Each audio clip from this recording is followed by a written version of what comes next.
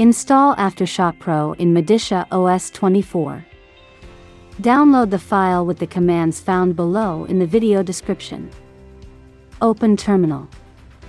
In the terminal window, copy the commands that found in the file, one at a time.